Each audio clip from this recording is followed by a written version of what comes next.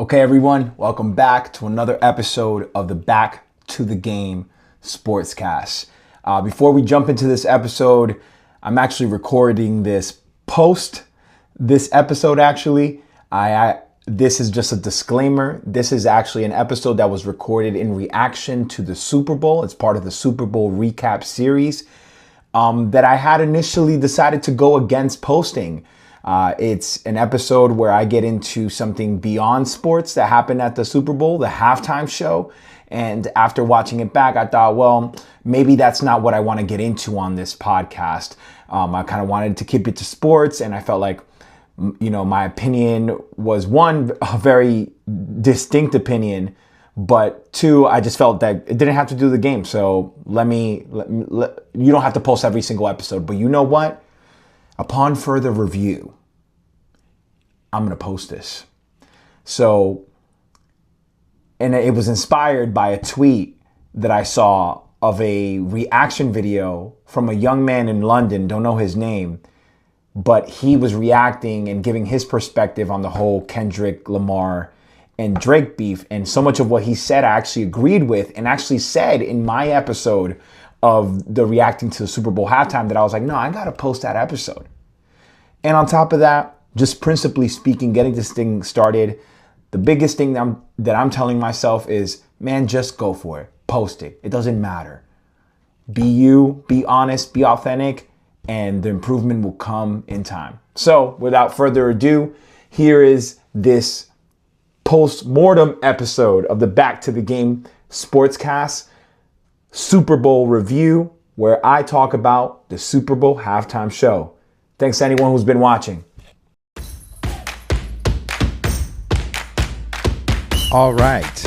And now for the last segment / episode of the new format of the Back to the Game Sportscast Super Bowl recap. So I think, I made a list of what I wanted to talk about in reacting to the Super Bowl and getting this podcast really rolling and seeing where it goes for myself. And the last thing I wanted to talk about, not really about sports. I'm sorry, guys, but I'm really a multifaceted human like everyone else. And the Super Bowl is a multifaceted event with commercials and events. And I'm going to go ahead and let myself do this and touch up on a topic that I know is very sensitive out there. And I'm going to talk about the Super Bowl halftime show. Kendrick Lamar went on there, did his thing. Kendrick Lamar did the whole Not Like Us, got at Drake, which everyone loves. A lot of people loved the performance, loved what he had to say. I am known as a contrarian, but I do like to think that I am able to articulate a lot of the reasons why I am contrary on any given topic, and it's no different here. I'm going to try to keep this one short. I did wind up having like an hour-long conversation with one of my good friends in regards to this topic, and it was honestly one of the best conversations I've ever had because it really started at the Super Bowl halftime show, but it really evolved into culture and ideology and entertainment and messaging and, politics and all of that good stuff. So I'm going to see if I can not have that happen here, but just kind of touch upon what I saw and what I felt about the performance quite briefly, and try to do it in a way that, doesn't upset too many people. So I'll go ahead right out and just say it. I didn't think it was a good performance. And by that, I mean, no, I'm not saying that Kendrick didn't show how skilled of a rapper and performer he is. No, I'm not saying that it wasn't a well thought out performance. All I'm saying is that based on the history of the Super Bowl performances dating back to MJ, Prince, Wardrobe Malfunction, but Justin Timberlake and Janet Jackson, Beyonce, Katy Perry, Lady Gaga, shit, Maroon 5, which was one of the worst in my opinion too. But I just felt on a couple of layers, I thought that I understood. My friend tried to explain to me the logic of the playlist. You know, it was really for the messaging, but I really thought that you really have much more of an opportunity to make an impact when you just try to introduce yourself to the world in a way that just lets your product speak for itself, instead of you trying to like force messaging down people's throat, which we know how that works. If he had just really played all of his most popular songs, it would have been a much better performance. Now, I get Not Like Us is by far his biggest hit to date, which kind of to me is a little weird because I think he has a lot of more better songs. More better, not a thing. He has a lot of better songs, but I think that he would have been better served playing more of his hits and maybe involving a little more spectacle to the performance. I know that that's not Kendrick per se, but it is the Super Bowl. And the thing is that, like, the thing about Kendrick fans is what I notice is that they're a little bit delusional about how famous he actually is. Like, I don't think many people outside of the US know who he is, and then within the US, unless you're a diehard hip hop fan, you're not really that familiar with Kendrick. He's one of those like Nas like artists where it's like you really got to appreciate the art form of what he's doing to know who he is. So for me, that was also kind of in play. My bias was that I felt like he had gotten that spot too soon in his career trajectory. I always felt like the Super Bowl was this crowning achievement for a musician, where it's like you were on top long enough to the point where now you're a legend, and Kendrick is definitely a legend in the making. He's still very much in his prime, but for me, the Super Bowl is more like you're a little past your prime, but your music is so impactful, it brings together generations. And I felt like this Super Bowl performance was more about like us and them, and it wasn't about bringing people together. You know, that's why I thought personally Wayne was a better choice. Wayne is now past his prime, you can objectively say, but his impact on music is so, at this point, so far reaching. You know, he discovered Drake, he discovered Nicki, he was part of the 504 Boys, part of that whole Louisiana movement. He was the hottest rapper in the world for like 6 years, the best rapper in my opinion, but I know a lot of people agree with me here. And he was from New Orleans. On top of that, he does have a lot more popular hits than Kendrick. So I felt like it was his time, and I think the hype train around the whole Not Like Us thing, which I never really kind of got into, it just didn't resonate with me. It felt hypocritical to know that I have danced to Drake many times in the club, have listened to his music many times, and now I was going to completely act like he's the worst. Like, I do think that Drake's music trajectory took the wrong turn, and he made himself vulnerable to this kind of attack.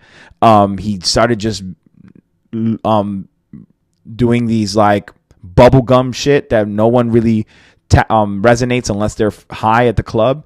And fans kept asking him to kind of switch it up, and he wouldn't. He kind of stood arrogant. So some of this he had coming, especially from a guy like Kendrick Lamar, who he is that guy in that sense.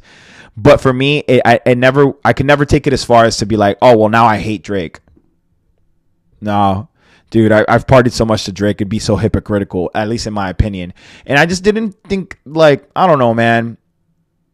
Maybe I'm alone in this, but like, and I'm not at that level, but if I'm going to do the greatest moment of my career, I don't know if I want it to make it about anything else other than my artwork that I've done. And I think just as much as this performance was about Kendrick, it was about Drake too. And on top of that, I think that if Drake does get a Super Bowl down the line, he's gonna have a way better performance. He has way more hits. So we'll see how all that unfolds. But yeah, I personally thought, I'm going to try not to sound too, I know people are going to probably hate this take and I'll probably lose followers before I even gain any. But I just thought it was a little boring. I know that's the word. Don't say boring, because, you know, a few of my friends online have been like, boring. How can you say boring? I was like, boring in the sense that, like, when I was watching it, I wasn't like, oh, that was sick. And, oh, you know, like, oh, look who, it was just a little boring, you know, like, was it meaningful? I'm sure, although I didn't catch on to the whole Uncle Sam thing, other than Samuel Jackson sharing the name with him until a little bit after. I just thought it was more divisive than unifying. And I think that the Super Bowl performance should be, in general, just a unifying message. Not saying that the message that he was delivering wasn't important. I just think, I don't know, but that's who Kendrick is. And they made that choice. The Super Bowl, Jay-Z, who's in charge of it now, they made that choice to choose him over Wayne. Unfortunate, because New Orleans, that's where my bias really sticks. Maybe if I hadn't felt so strongly that it should be Lil Wayne performing, then I would have a different take on it. But I do feel that strongly about that. And I just thought it was a little boring. I thought that he could, and you know, I had friends around the world, in Dominican Republic and in Europe, be like, well, who's this Kendrick guy? Yeah, and it's like, he's not that as famous as people want him to be. Like, he might go down as being more famous for taking out Drake than anything else.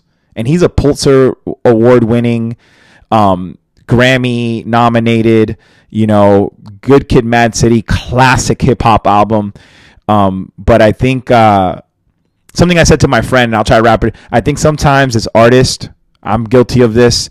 We get addicted to the affirmation that we get from our messaging and the way and our lane of opinions, that we at some point we stop kind of seeing how maybe our opinion might be time for it to evolve or change or see things differently. I think that there is a certain kind of messaging going around that is not really the kind of message that can bring us together. I think at one point it was very necessary, and I'm not so sure anymore. But let me just try to keep it surface level here. I just didn't think it was that great of a performance, and much like the game, it was pretty boring. But you know, the way people will attack you for that opinion is wild. I do think that even though he won the battle, I think if Drake would have put on a better Super Bowl performance, Lil Wayne would definitely put on a better Super Bowl performance. And there's some legendary artists that are, you know, that are now aging, that I would have loved to see do their thing. So that's just my take on the Super Bowl performance. I know that there was something a lot deeper happening.